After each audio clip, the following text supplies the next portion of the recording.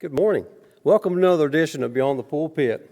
Last week, we talked about the emotion of fear and what it could do to us and how we should not allow it to overcome everything we do and how we need to trust in the Lord. Today, I want to talk about another feeling that we have. And quite often, I'm sure, with some of us, it's talking about our anger. The scriptures in Ephesians 4:26 and 27 says, "Be angry and do not sin. Do not let the sun go down on your wrath, and nor give place to the devil." Anger is a real emotion we all face. Kids, adults, Christians, non-Christians alike, everybody has anger sometime in their system. The Bible doesn't say anger is always wrong. Even God shows anger at sin and injustice. The question is, what do we do with our anger? Do we handle it God's way, or do we let it control us? The Bible teaches anger itself is not sin. Paul writes, "Be angry and do not sin." That means anger can be righteous when it's directed at sin or injustice. Example, Jesus was angry when people turned the temple into the marketplace. And he drove them out that day as he was angry.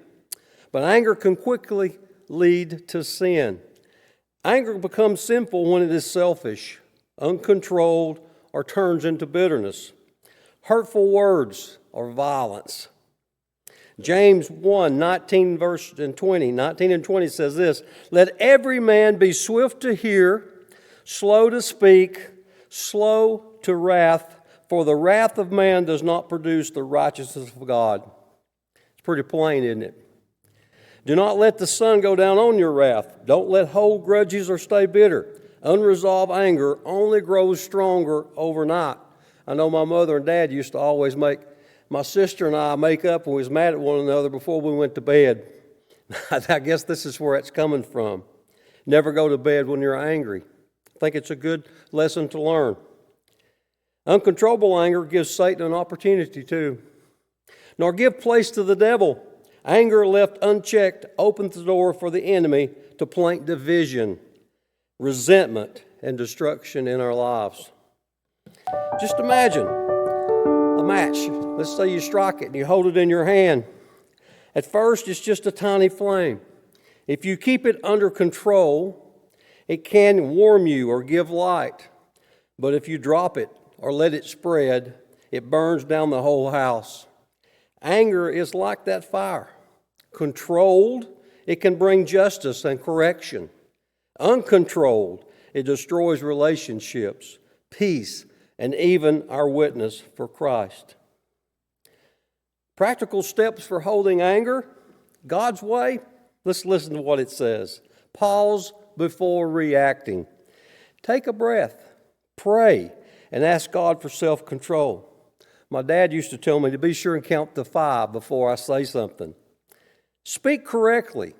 Proverbs 15:1 says, speak carefully. A soft answer turns away wrath, but a harsh word stirs up anger.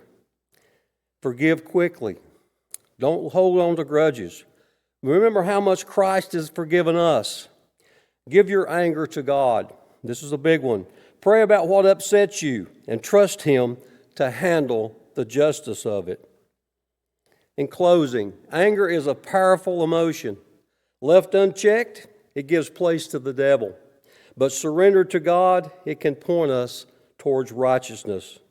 So the next time you feel angry, remember Ephesians 4:26 and verse 27. Be angry and do not sin. Ask God to help you control the flame of anger so it doesn't consume you. Instead, it produces godly character. Hope you've listened today. Hope you take some of these and use them in your lives. I know I'm going to. As always, we love you here at Bloomingdale Baptist Church, and we look forward to seeing you in our services soon. Have a great day.